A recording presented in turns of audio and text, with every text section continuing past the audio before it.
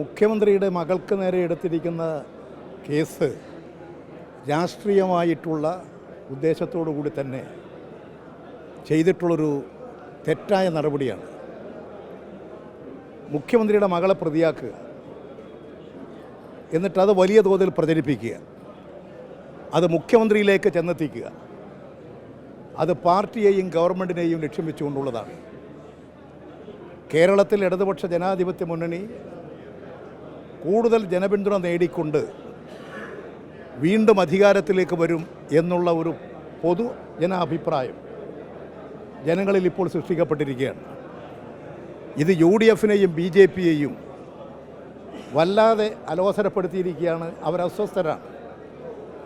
അതുകൊണ്ട് തന്നെ ഇടതുപക്ഷ ഗവൺമെൻറ്റിനെയും അതുപോലെ തന്നെ CPM-നെയും ഇതിനെല്ലാം നേതൃത്വം കൊടുത്തുകൊണ്ടിരിക്കുന്ന കമ്മ്യൂണിസ്റ്റ് പാർട്ടിയും മാർക്സിസ്റ്റിൻ്റെ ഉന്നതനായ നേതാവ് കേരളത്തിൻ്റെ പ്രിയപ്പെട്ട മുഖ്യമന്ത്രി സഖാവ് പിണറായിയെയും കളങ്കപ്പെടുത്താനുള്ള ദുരുദ്ദേശപരമായിട്ടുള്ള രാഷ്ട്രീയ ഗൂഢാലോചനയാണ് ഈ കേസിന് പിന്നിലുള്ളത്. തീർച്ചയായും കേരളത്തിലെ ജനങ്ങൾ ഇത് തിരിച്ചറിയും. ജനങ്ങൾ ശക്തമായി പ്രതികരിക്കും. അധികാര ദുർവിനിയോഗമാണ് BJP ഗവൺമെൻറ് നടപ്പിലാക്കിക്കൊണ്ടിരിക്കുന്നത്. BJP അധികാര ദുർവിനിയോഗം നടത്തിക്കൊണ്ടിരിക്കുമ്പോൾ അതിനോടൊപ്പം കോൺഗ്രസും ചേരുകയാണ്.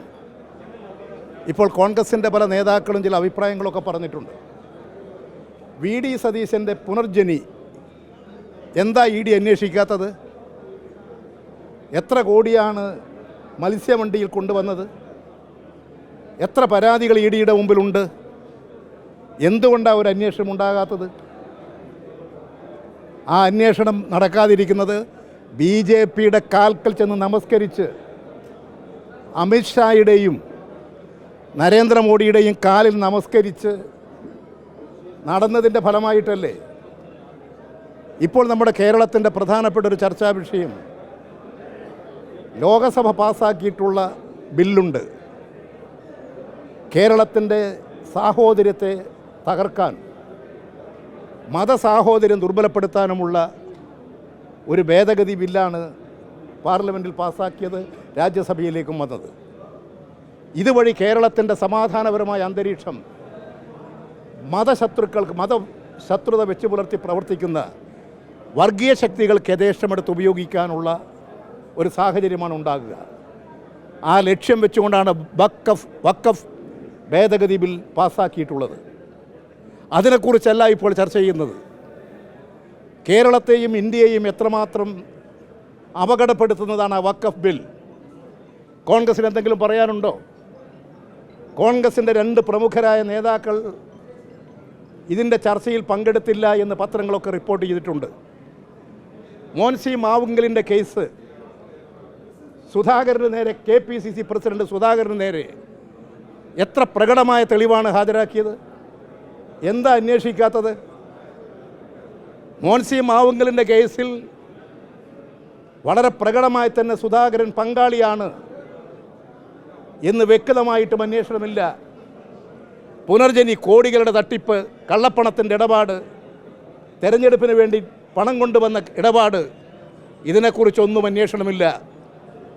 2 കമ്പനികൾ തമ്മിലുള്ള നിയമപരമായിട്ടുള്ള എല്ലാ നടപടികളും പാലിച്ച്, എല്ലാ വരവും ചെലവുകളും അക്കൗണ്ടിൽ കാണിച്ച്, ഇൻകം ടാക്സ് അടച്ച്, TDS അടച്ച്, എല്ലാ നടപടിക്രമങ്ങളും പൂർത്തീകരിച്ച് നടത്തിയതാണിപ്പോൾ കേസ്. ഇവിടെ കാണുന്നത് EDയെ, SFIOയെ ദുരുപയോഗപ്പെടുത്തുകയാണ്. ഇത്തരത്തിലുള്ളൊരു വൃത്തികെട്ട രാഷ്ട്രീയം ആണ് BJP ഇപ്പോൾ കൈകാര്യം ചെയ്തുകൊണ്ടിരിക്കുന്നത്. അതിനോടൊപ്പമാണ് കോൺഗ്രസ്. ഇവിടെ ഡൽഹിയിൽ നിങ്ങൾ ഓർക്കുന്നുണ്ടായിരിക്കും, ഡൽഹിയിൽ ആം ആദ്മി പാർട്ടി അധികാരത്തിലേക്ക് വരാനുള്ള എല്ലാ സാധ്യതകളും ഉണ്ടായിരുന്നു. ഇല്ലാതാക്കിയത് ഈ കോൺഗ്രസ് അല്ലേ? 70 ഡൽഹി അസംബ്ലി സീറ്റിൽ 65-ലും കോൺഗ്രസ്സിന് കെട്ടിവെച്ച പണമില്ല. അവരവിടെ BJP-യെ ജയിപ്പിക്കാൻ പുറപ്പെട്ടു. അവർ BJP-യെ ജയിപ്പിച്ചു. BJP-യെ ശക്തമായി എതിർക്കുന്ന ആം ആദ്മി പാർട്ടിയെ തോൽപ്പിച്ചു. ഇതാണ് ഡൽഹിയിൽ കാണിച്ചത്, ഹിമാചൽ പ്രദേശിൽ കാണിച്ചത്, കോൺഗ്രസ് ഇപ്പോൾ പല സംസ്ഥാനങ്ങളിൽ കാണിക്കുന്നത്. ഇത് തന്നെയാണ് കേരളത്തിലും കാണിച്ചുകൊണ്ടിരിക്കുന്നത്. ഇത് കോൺഗ്രസിൻ്റെ കേരളത്തിൻ്റെ അടിത്തറ തകർക്കും. എല്ലാ മതേതര വിശ്വാസികളും മതന്യൂനപക്ഷങ്ങളും പിന്നോക്ക വിഭാഗക്കാരും ദളിത് ജനവിഭാഗങ്ങളും BJPയുടെ ഈ അതിക്രമങ്ങളിൽ നിന്ന് കോൺഗ്രസിൻ്റെ ഈ നടപടികളിൽ നിന്ന് ശക്തമായി പ്രതികരിച്ചുകൊണ്ട് മുന്നോട്ട് വരുമെന്നാണ് ഞാൻ പ്രതീക്ഷിക്കുന്നത്. ഇടതുപക്ഷം കൂടുതൽ കരുത്തോടു കൂടി പോകും. ഇത്തരത്തിലുള്ള ചില കാര്യങ്ങൾ കാണിച്ചുകൊണ്ടൊന്ന് ഞങ്ങളെ ഭയപ്പെടുത്താൻ പുറപ്പെടേണ്ട. ഞങ്ങൾ ഇതുപോലെ പലതും കണ്ട് വളർന്നിട്ടുള്ളവരാണ്. കേരളത്തിൻ്റെ മുഖ്യമന്ത്രി ഒട്ടനവധി പരീക്ഷണങ്ങളിലൂടെ ഉയർന്നു വന്ന കരുത്തനായ നേതാവാണ്.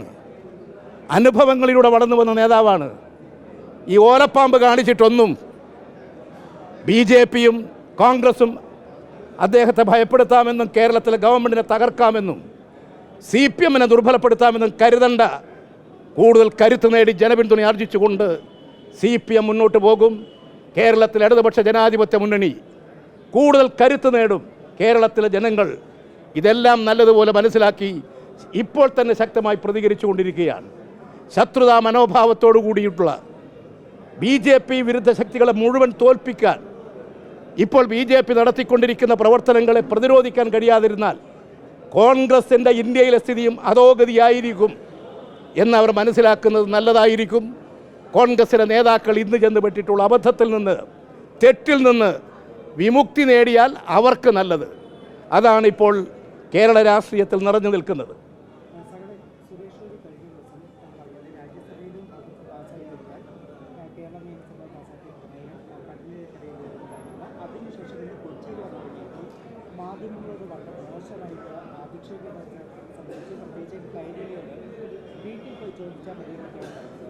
അദ്ദേഹം രാഷ്ട്രീയത്തിൽ പക്വതയുള്ള അനുഭവ സമ്പത്തുള്ള ഒരു നേതാവേയല്ല. സിനിമയിൽ അഭിനയിച്ച് അതിൽ അടിപിടി നടത്തി, അതിലിങ്ങനെ കുറേ ഗുസ്തി നടത്തി, അതാണ് രാഷ്ട്രീയമെന്ന് ധരിച്ച് നടക്കുന്നൊരു നേതാവാണ്. അത് അദ്ദേഹത്തിൻ്റെ അല്പത്വമായിട്ടേ ഞാൻ കണക്കാക്കുന്നുള്ളൂ. കേരള സംസ്ഥാന നിയമസഭ പാസ്സാക്കിയൊരു നിയമം അറബിക്കടലെന്ന് പറയാൻ എങ്ങനെയാണ് ഒരു കേന്ദ്രമന്ത്രിക്ക് കഴിയുക?